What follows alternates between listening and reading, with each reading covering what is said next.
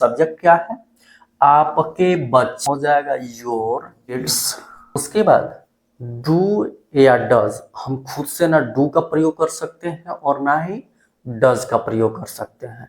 ये हमें सब्जेक्ट बताता है कि डू का प्रयोग होगा कि डज का प्रयोग होगा। यहाँ पे सब्जेक्ट है योर किड्स, जो थर्ड पर्सन प्लूरल नंबर है, और हम जानते हैं कि प्लूरल सब्जेक्ट के साथ प्लूरल वर्ब का प्रयोग होता है।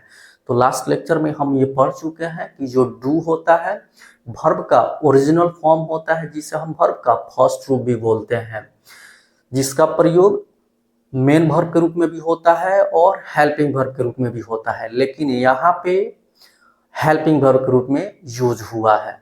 जो प्रेजेंट टेंस में प्लूरल होता है, जिसका प्रयोग subject I, we, you, they and plural number के साथ होता है। आज हम सिंपल प्रेजेंट टेंस में मेन वर्ब के साथ इन्फिनेटिव को पढ़ेंगे।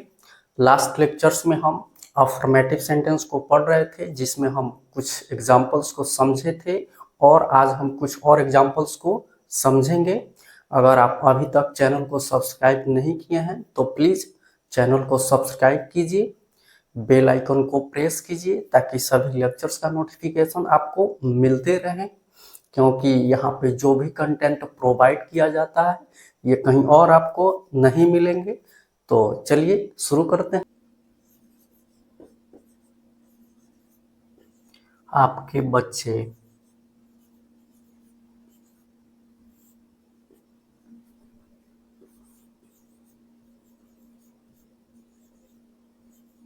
विद्यालय जाना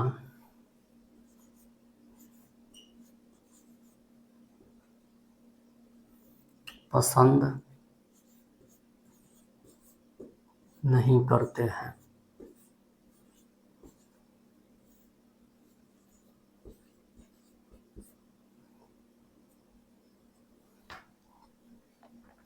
यही सेंटेंस है। तो हम यहाँ पे ऐसे वाक्य को पढ़ रहे हैं जिसमें दो क्रियाएं हैं। मुख्य क्रिया का अनुवाद हमें सिंपल प्रेजेंट टेंस में करना है और दूसरी क्रिया का अनुवाद हमें इन्फिनेटिव में करना है। तो सबसे पहले हमें इसके लिए आइडेंटिफाई करना होगा कि कौन मुख्य क्रिया है और कौन वह दूसरी क्रिया है जिसका अनुवाद हमें इन्फिनेटिव में करना है। तो देखिए, इस सेंटेंस में वर्ब के अंत में आया है ते हैं। इससे पता चलता है कि ये जो सेंटेंस है सिंपल प्रेजेंट टेंस में है, और जिस हिंदी क्रिया के अंत में ता है, ती है, ते हैं, ते हो रहता है, वही मेन वर्ब होता है, और उसी से पता चलता है कि वह सेंटेंस जो है किस टेंस में है। ठीक है, इसके जस्ट बाद हमें दूसरी क्रिया को पता करना है कि वह कौन सी क्रिया है जिसका प्रयोग हमें इन्फिनेटिव में करना है। तो जिस हिंदी क्रिया के अंत में ना, ने, नी लगा हो, वही वह दूसरी क्रिया है जिसका अनुवाद हमें इन्फिनेटिव में करना है। तो देखिए, यहाँ पे जाना के अंत में ना लगा हुआ है, तो यही वह दूसरी क्रिया है जिसका अनुवाद हमें इन्फिनेटिव में करना है। इसके जस्ट बाद हमें टाइप्स ऑफ सेंटेंस पता करना है। देखिए, इस सेंटेंस में निगेटिव वर्ड नहीं आया है, जिससे पता चलता है कि ये सेंटेंस निगेटिव है। जैसे ये पता चले, इसका जो भी रूल्स होता है हमें याद आ जाना चाहिए। क्या है? Subject plus do does plus not plus V1 plus object plus infinitive two plus V1 plus object. तो सबसे पहले हमें यहाँ पे सब्जेक्ट लिखना है। सब्जेक्ट क्या है? आपके बच्चे। यहाँ पे आपके का जो प्रयोग हुआ है ये पॉजेसिव एडजेक्टिव के रूप में हुआ है। तो यहाँ पे आपके से पता नहीं चलता है कि यहाँ पे सब्जेक्ट सिंगुलर है कि प्लूरल है। इस आपके के बाद जो नाउन आया है बच्चे, उससे पता चलेगा कि सब्जेक्ट सिंगुलर है कि प्लूरल है। तो ये आपके बच्चे का हो जाएगा योर किड्स। उसके बाद डू या डज, हम खुद से ना डू का प्रयोग कर सकते हैं और ना ही डज का प्रयोग कर सकते हैं। ये हमें सब्जेक्ट बताता है कि डू का प्रयोग होगा कि डज का प्रयोग होगा। यहाँ पे सब्जेक्ट है योर किड्स, जो थर्ड पर्सन प्लूरल नंबर है, और हम जानते हैं कि प्लूरल सब्जेक्ट के साथ प्लूरल वर्ब का प्रयोग होता है। तो लास्ट लेक्चर में हम ये पढ़ चुके हैं कि जो डू होता है वर्ब का ओरिजिनल फॉर्म होता है, जिसे हम वर्ब का फर्स्ट रूप भी बोलते हैं, जिसका प्रयोग मेन वर्ब के रूप में भी होता है और हेल्पिंग वर्ब के रूप में भी होता है, लेकिन यहाँ पे हेल्पिंग वर्ब के रूप में यूज हुआ है। जो प्रेजेंट टेंस में प्लूरल होता है, जिसका प्रयोग subject I, we, you, they and plural number के साथ होता है। तो यहाँ पे ये प्लूरल है तो इसके साथ हो जाएगा डू। उसके बाद नॉट, आप चाहें तो डू नॉट का शॉर्ट फॉर्म भी लिख सकते हैं या डू और नॉट अलग अलग भी लिख सकते हैं। तो डू नॉट। उसके बाद V1 मेन वर्ब, तो यहाँ पे मुख्य क्रिया क्या है? मेन वर्ब पसंद करना। पसंद करना का होता है लाइक, जो वर्ब का ओरिजिनल फॉर्म होता है, जिसे हम वर्ब का फर्स्ट रूप बोलते हैं, तो हो जाएगा लाइक। उसके बाद ऑब्जेक्ट, तो यहाँ पे मुख्य क्रिया का कोई ऑब्जेक्ट नहीं है, तो फिर इन्फिनेटिव 2 प्लस V1। तो यहाँ पे वह कौन क्रिया है जिसका प्रयोग हमें इन्फिनेटिव में करना है? तो जाना वह क्रिया है जिसका प्रयोग हमें इन्फिनेटिव में करना है। जाना का होता है गो, जो वर्ब का ओरिजिनल फॉर्म होता है, जिसे हम वर्ब का फर्स्ट रूप भी बोलते हैं, तो हो जाएगा गो। उसके बाद ऑब्जेक्ट, ऑब्जेक्ट क्या है? विद्यालय है।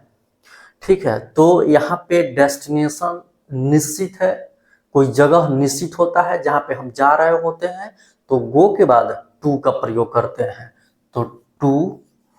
और यहाँ पे विद्यालय क्या हो जाएगा? स्कूल।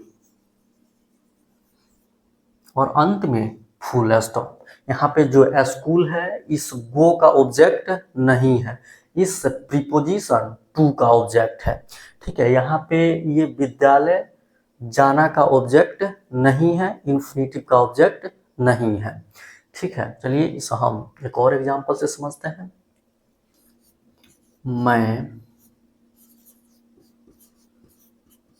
आपसे बात करने की कोशिश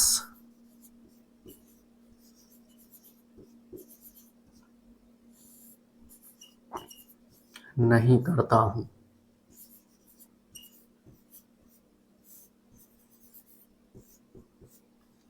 यही सेंटेंस है। तो सबसे पहले हमें यहाँ पे आइडेंटिफाई करना है कि कौन सा मेन वर्ब है, सेंटेंस किस टेंस में है, कौन सी वह दूसरी क्रिया है जिसका प्रयोग हमें इन्फिनेटिव में करना है। तो देखिए इस सेंटेंस में वर्ब के अंत में आया है ता हूँ, इससे ये पता चलता है कि ये सिंपल प्रेजेंट टेंस में है, और जिस हिंदी क्रिया के अंत में ता है, ती है, ता हूँ रहता है, वही मेन वर्ब होता है। ठीक है, तो यहाँ पे मेन वर्ब क्या हो जाएगा? कोशिश करना। उसके बाद हमें वह दूसरी क्रिया को खोजना है जिसका प्रयोग इन्फिनेटिव में होगा, जिसका अनुवाद इन्फिनेटिव में होगा। तो देखिए जिस क्रिया के अंत में ना, ने, नी लगा होता है, वैसी क्रिया का अनुवाद हमें इन्फिनेटिव में करना होता है। तो यहाँ पे बात करना वह क्रिया है जिसका अनुवाद हमें इन्फिनेटिव में करना है। इसके जस्ट बाद हमें टाइप्स ऑफ सेंटेंस पता करना चाहिए। देखिए इस सेंटेंस में निगेटिव वर्ड नहीं आया हुआ है, जिसे पता चल रहा है कि ये सेंटेंस निगेटिव है। जैसे ये पता चले, इसका जो भी रूल्स होता है हमें याद आ जाना चाहिए। क्या है rules? Subject plus do does plus not plus V1 plus object plus infinitive two plus V1 plus object. तो सबसे पहले हमें यहाँ पे सब्जेक्ट लिखना है। सब्जेक्ट क्या है? मैं का होता है आई। उसके बाद डू या डज, हम खुद से ना डू का प्रयोग कर सकते हैं और ना ही डज का प्रयोग कर सकते हैं, ये हमें सब्जेक्ट बताएगा। तो यहाँ पे सब्जेक्ट क्या है? आई। और हम लास्ट लेक्चर्स में ये पढ़ चुके हैं कि डू जो होता है वर्ब का ओरिजिनल फॉर्म होता है, जिसका प्रयोग मेन वर्ब के रूप में भी होता है और हेल्पिंग वर्ब के रूप में भी होता है।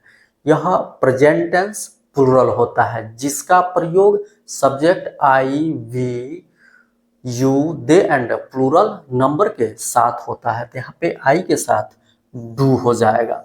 उसके बाद नॉट, तो आप चाहें तो डू और नॉट का शॉर्ट फॉर्म डोंट भी लिख सकते हैं, ठीक है। उसके बाद भी1 जो मुख्य क्रिया है, तो यहाँ पे मुख्य क्रिया क्या है, कोशिश करना। कोशिश करना का होता है ट्राई, जो वर्ब का ओरिजिनल फॉर्म होता है जिसे हम वर्ब का फर्स्ट रूप बोलते हैं, तो हो जाएगा ट्राई। उसके बाद ऑब्जेक्ट, यहाँ पे मुख्य क्रिया का कोई ऑब्जेक्ट नहीं है। उसके बाद इन्फिनेटिव 2 प्लस भी1, तो 2, और यहाँ पे बात करना, इसी के अंत में ने आया है। इसका मतलब ये हुआ कि बात करना का ही अनुवाद हमें इन्फिनेटिव में करना है। बात करना का क्या होता है, टॉक, जो वर्ब का ओरिजिनल फॉर्म होता है जिसे हम वर्ब का फर्स्ट रूप भी बोलते हैं, तो हो जाएगा टॉक। उसके बाद ऑब्जेक्ट, ऑब्जेक्ट क्या है, आपस से, तो हो जाएगा टू यू, और अंत में फुल स्टॉप, क्योंकि एक स्टेटमेंट है।